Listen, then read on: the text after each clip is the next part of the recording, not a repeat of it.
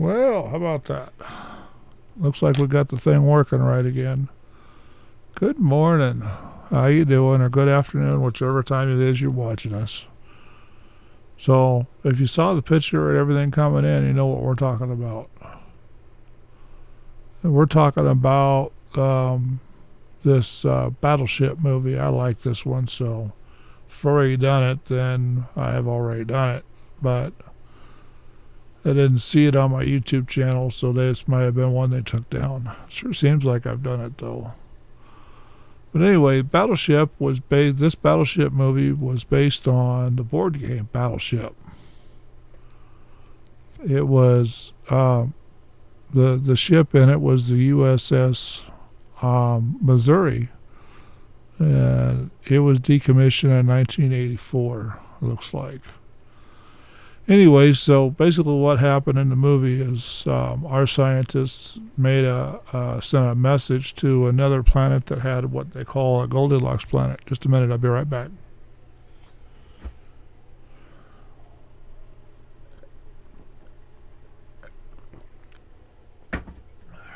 Sorry, I had a little dry throat going on.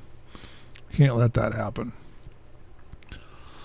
So anyway, what they did is they got some alien species attention, and they decided to come to Hawaii, where they sent it from, where they were having war games.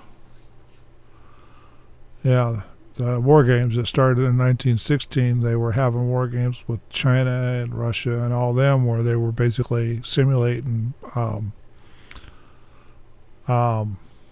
attacks on their battleships. So they're basically playing Battleship like we would on the board games if they were using real ships and they were wasting fuel and taxpayer money across the globe. So what we got going here is kind of a funny thing, because one of the stars in the show, they called him Parker. He was in a bar coming to the start of this, after the middle of this thing, starting this thing, and they a pretty girl, of course, came into the bar, and she looked for a chicken burrito because she's hungry, and the bar is closed, the kitchen's shut down, they're not serving. So he goes across the street and ends up just misses it because they just closed about the time he got there, which is probably good. And then he breaks in, goes through the roof, tries to get out through the roof after he gets the burrito, pays for it, and then he falls back through the roof, and by the time he gets out, the police are there. He gets over to the girl before he gets tasered and knocked out, and gives her the burrito. Of course, in the movie, they let the lady keep the burrito, but I don't think they would have done that in real life. So anyway, shortly after that, he's drafted in the Navy because of his court costs, living with his brother because he's lost everything. Excuse me. Anyway, so they end up working on the same ship. He ends up getting forced into the military because there's no other jobs in the area, and he qualified. He was the right age, so why not? It's kind of crazy how that works. So they were in war games, and then during the war games, some ships were in the harbor and some ships were out at sea doing the war games, trying to fight. And then the alien ships land or crash. Well, one breaks off and crashes into China, but the others crash in the bay, and they put up a shield so they can control the area. They send out probes that destroy helicopters and bridges and all the infrastructure in the area. The only thing they're really after is the telecommunications system that was the one that sent, because their communication system got broke. So our heroes are in the destruction zone. They get one ship blown up, and the older brother gets blown up, and the younger brother gets to take charge of the remaining ship. Then they go after it.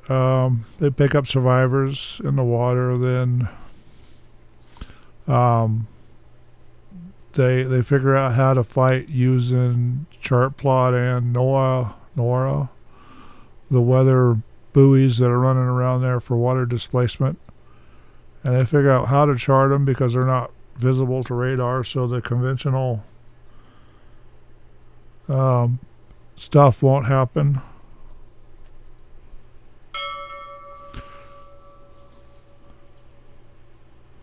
So anyway, they end up destroying 2 out of 3 that way, or 3 out of 4. I can't remember if it was 2 or 3 or 4, but they end up destroying all of them but the main one.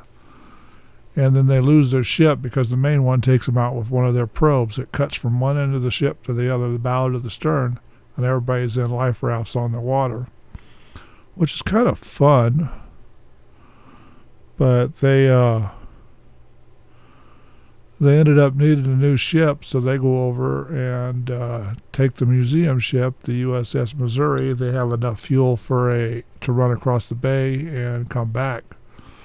And they fire up the boilers and get all the old hardware going and take that battleship out to, the intent was to blow up the island where the antennas were, and they end up going head toe to toe with the last alien ship, with the battleship. The best part of the whole movie is where they drop the anchor, which is, not physically possible, but they drop the anchor, turn the ship, and the guns are right on there, and they offload. They unload all 12 or 24 guns onto that ship or thing at one time. They basically beat it except for one little weapon, or one weapon, which is the probes.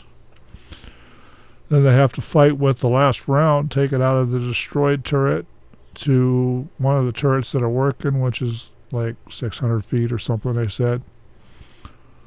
Then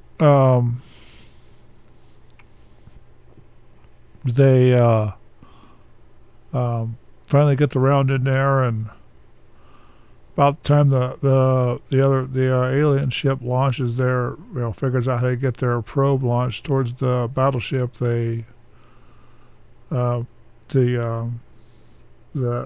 took all their energy on the shield. Once they won the last battle, the shield keeping everybody else out was dropped. Then I got lots of interesting facts here. Okay, I'll have to get into those about the Missouri and the Iowa. But they took and fired their round at the island instead of the ships, and then Navy fighter jets come and saved them with the last probe. They blew it up, and then they hammered the last of the battleship, or the alien craft that was having problems with them. So they really did do a pretty good job with that movie. I enjoyed it. It's one of my favorite movies. I kind of watch it all the time. And then the people on board, or the guys on board, were happy to see the U.S. Navy and their ships coming in.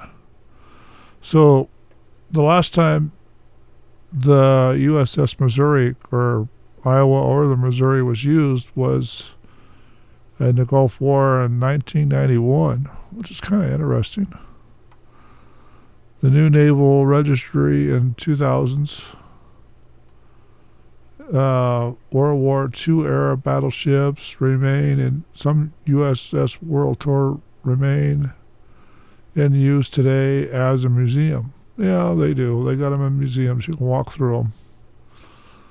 Then there's lots of ships in the line. They've got a sailing ship. They got 2 sailing ships here, 3 sailing ships, a paddle wheel sailing ship, a sailing ship with metal. You'll have to go to the Wikipedia page to see them all. Then the 20th century captain that originally named his ship that. They've got lots of stuff on here, Wikipedia page. I'm more interested in... It doesn't... it doesn't show the movie.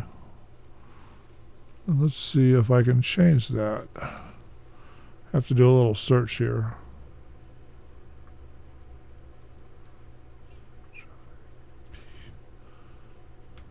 There it is. I got it coming now. Battleship the movie. Because I'm looking for... Oh yeah, see, that's more information on that page than I was talking about. We got most of it right. Okay, the movie runs 131 minutes.